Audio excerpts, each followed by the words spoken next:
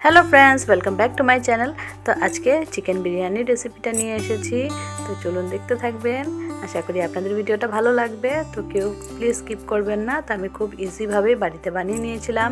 তো আমি কীভাবে বানিয়েছি সেটা আপনাদের সাথে শেয়ার করছি। তো দেখুন, প্রথমে চিকেন নিয়ে নিয়েছি, আর এদিকে আদা, রসুন আর পেঁয়াজ নিয়ে নেওয়া হয়েছে, আর এদিকে চালটাকে ভালো করে ধুয়ে নেওয়া হবে।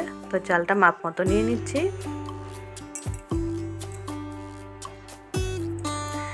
এদিকে গরম জল বসিয়ে দিয়েছি ভাতের জন্য। এখন এই যে চালটাকে সুন্দর করে ধুয়ে নেব পরিষ্কার করে। এদিকে কড়াইতে দিয়ে দিচ্ছি সর্ষের তেল। এবার আলুকে লাল লাল করে ভেজে নেব। তো আলুগুলো দিয়ে দিলাম কড়াইতে। তো এখন আলুতে নুন আর হলুদ দিয়ে আলুটাকে সুন্দর করে লাল করে ভেজে ভেজে তারপর তুলে রাখবো।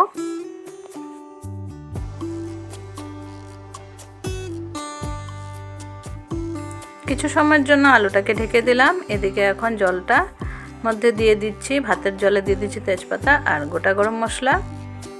আরও অনেক কিছু অ্যাড করা যায়, আমার কাছে ছিল না, যেগুলো ছিল সেগুলো অ্যাড করে দিলাম। আর একটু উপর দিয়ে রিফাইন অয়েল দিয়ে দিলাম, একটু গোলাপ জল দিয়ে দিলাম। দিয়ে এবার চালটাকে বয়েল করে নিচ্ছি। তো চালটা দিয়ে দিলাম। এবার 80% কুক করে নেব চালটাকে। এদিকে চিকেনটাকে ভালো করে ধুয়ে পরিষ্কার করে নিয়েছি। এখন এখানে দিয়ে দিচ্ছি পেঁয়াজ বাটা, আদা বাটা আর দিয়ে দেব রসুন বাটা। তো এগুলো সব কিছু অ্যাড করে দিলাম।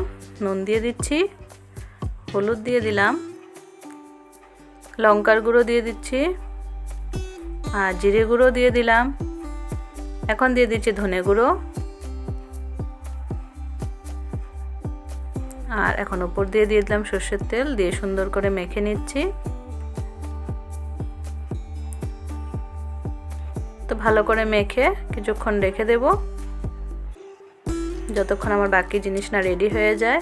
এদিকে দেখুন ভাতটা বয়েল হয়ে গেছে, যতটুকু দরকার ততটুকু বয়েল হয়ে গেছে। তো 70-80% কুক করেছি, তার বেশি করিনি। তার বেশি করলে নরম হয়ে যাবে, নাহলে ঝরঝরে হবে না। এই যে দেখুন আমি 80%-এর মতো কুক করে নিয়েছি। করে এখন জল ঝরিয়ে রেখে দিয়েছি। এদিকে আলুটা আমার ভাজা হয়ে গেছে। এবার আলুটাকে তুলে রাখবো। আলুটাকে তুলে নিলাম। এখানে পেঁয়াজ কুচি করে নিয়েছি, তো উপর দিয়ে ছড়িয়ে দেওয়ার জন্য কিছুটা পেঁয়াজ রেখে দেব আর কিছুটা চিকেনে অ্যাড করে দেব।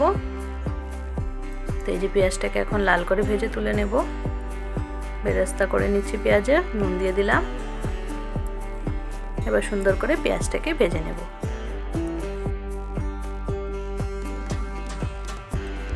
আর এদিকে ভাতের জলটাও ভালো করে শুকিয়ে গেছে, দেখুন একদম ঝরঝরে হয়েছে। পেঁয়াজ ভাজাটাও রেডি। পেঁয়াজ ভাজাটাকে তুলে রেখে দেবো। এখন তুলে রেখে আর একটু তেল দিয়ে দিলাম কড়াইতে।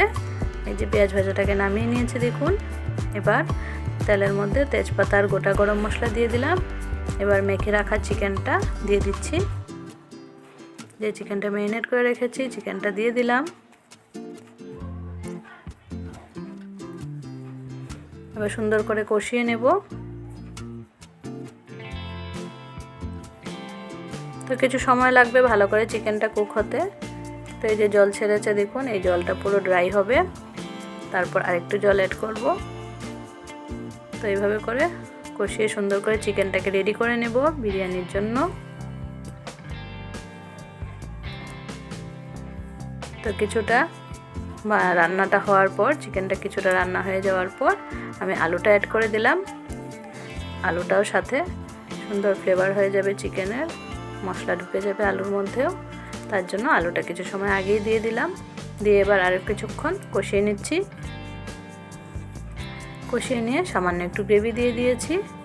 আর এদিকে দেখুন ভাতটা রেডি, নামিয়ে নিয়েছি আমি। আর যা যা লাগবে সব কিছু রেডি করে নিয়েছি। পুদিনা পাতা, ধনে পাতা, পেঁয়াজ কুচি, ফুড কালার সব নিয়ে নিয়েছি। দেখুন চিকেনটাও বেড়ে নিয়েছি। পুদিনা পাতা আছে, পেঁয়াজ আছে, ধনে পাতা আছে। তো এখন সুন্দর করে লেয়ারিংটা করব, বিরিয়ানির লেয়ারিংটা। তো সসপ্যানটা খালি করে নিয়েছি। করে এই যে প্রথমে দিয়ে দিচ্ছি রাইসটা দিয়ে দেওয়ার পর এখন উপর দিয়ে দিব চিকেন। তো আলু আর চিকেন মিলিয়ে দিয়ে দিচ্ছি, আর কিছুটা গ্রেভিও অ্যাড করে দিলাম। এবার ভেজে রাখা পেঁয়াজ কিছুটা দিয়ে দিচ্ছি এখানে। তো পেঁয়াজ কুচি ছড়িয়ে দিলাম, তারপর দিয়ে দিচ্ছি ধনেপাতা কুচি,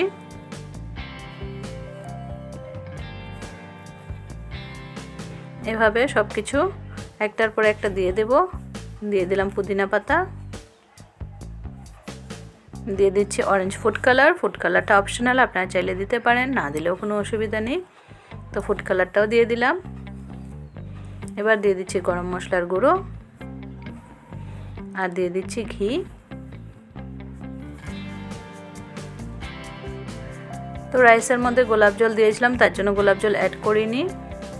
আর কেওড়া জলটা ছিল, কিন্তু কেওড়া জলটা অনেক দিন হয়ে গেছিলো, তার জন্য আমি আর এটা ইউজ করিনি।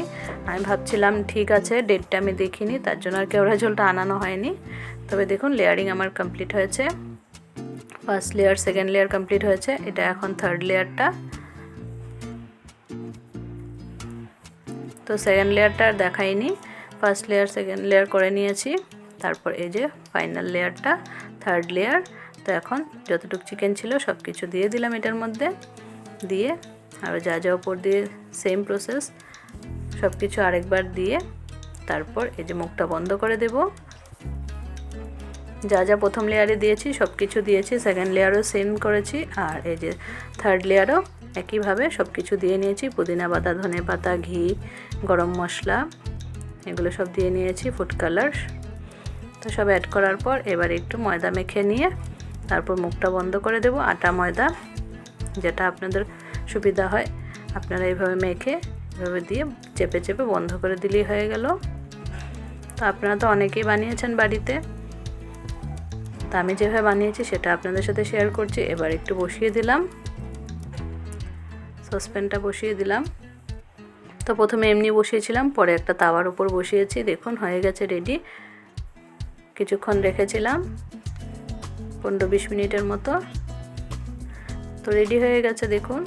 এবার ঢাকনাটা খুলে ময়দাটা ছাড়িয়ে নিলাম, ছাড়িয়ে দেখুন নিয়ে এসেছি, এখন সার্ভ করে নেব।